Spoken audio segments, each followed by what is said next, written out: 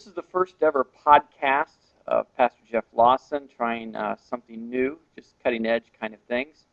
Doing my devotions this morning, and I'm reading this little book by John Piper called Pierced by His Word. Get the picture there. There it is. John Piper, Pierced by the Word. It's kind of King Jamesy. That's how Piper is. But again, he's a solid guy, and I really appreciate what he's got to say. Chapter 16, he's talking about purity. And one of the things that a lot of guys struggle with is pornography and that visual image that you look at and you can't get out of your mind. And, you know, for most of us guys, willpower is not enough. You have to actively be able to get away from it. And what Piper says is the first 2 seconds, you got a 5-second rule. The first 2 seconds, you say, get out of my brain. Then the next 2 seconds, you say, Jesus, help me. And that's where most of us stop.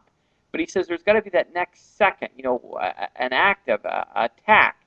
And what Piper is really talking that we should do is be aggressive with this and take that thought of maybe, and Piper talks about an open blouse that maybe you had an opportunity to see or something that caught your attention.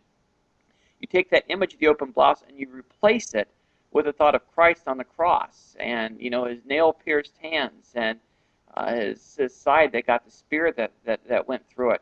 And you take your mind off of the thing that's causing the lust and you transpose that over to Jesus being on the cross and the pain that he went through. And Piper's argument, and I agree with this, is that if we think about Christ being crucified and that gift that he did for us, the act, the gory things that he went through. I don't know if you ever saw Passion of the Christ or not, but you put that image in your mind, and it will help you to get your mind off of what you're involved in and back on the godly things.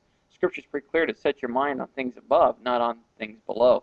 So if we do that, it will help us to be more successful in overcoming the lust in our lives and leading a more pure life like Christ has called us to do.